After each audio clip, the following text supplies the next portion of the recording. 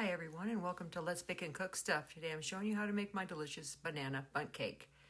Here I'm adding 2 cups of all-purpose flour, 1 cup of whole wheat flour. You can use all-purpose if you prefer.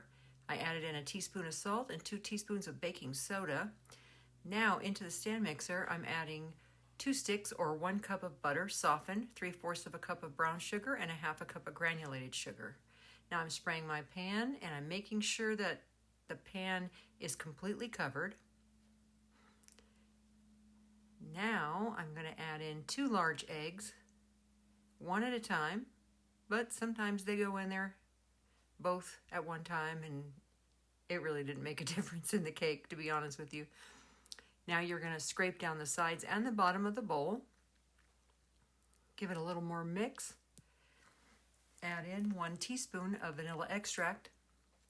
Now I'm adding in 4 overripe bananas. You don't have to mash them, the machine will do that for you.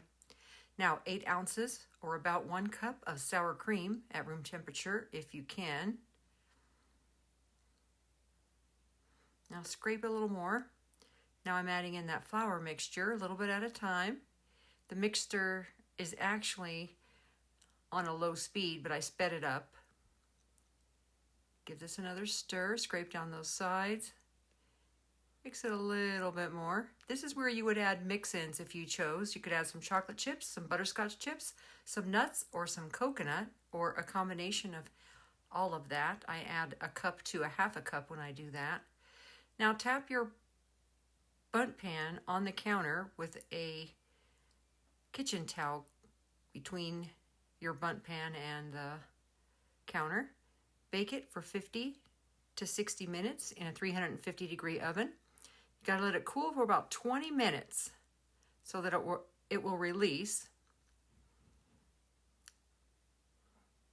Now we're going to flip that out.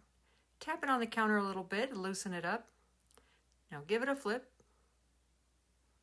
Look at that big mess there. And it came out perfectly. Let it cool completely, 1 hour to 2 hours, depending on the temperature in your home, of course. Now for the frosting, we have 1/4 cup or 1/2 stick of butter and 4 ounces of cream cheese. I'm adding in 1 cup at a time of the powdered sugar. You're going to need 2 to 3 cups of powdered sugar total. And don't forget the vanilla extract. We used 1/2 teaspoon, and that was some oat milk. You're going to need 2 to 4 tablespoons of milk of your choice. Now I'm adding in the last of my powdered sugar. Now whip that pretty good. You want to whip some air into it, get it nice and airy. And now we are scraping those sides again. It's a nice thick frosting. We're going to make pretty little decorations on the cake. You don't have to do this. You could just smear it right on the cake if you want. But I thought this made it look pretty. I'm putting rosettes. This one's wrong. Don't do that one. You just want to make a little swirl. Start on the inside and go out. And then you make pretty little rosettes. I'm doing these on those bigger lumps of the bundt pan to start. And actually, once this is done right here, you could stop. That'd be perfect. This is great for people who don't like a lot of frosting. But I have that frosting, so I'm using it. So I'm adding some more rosettes.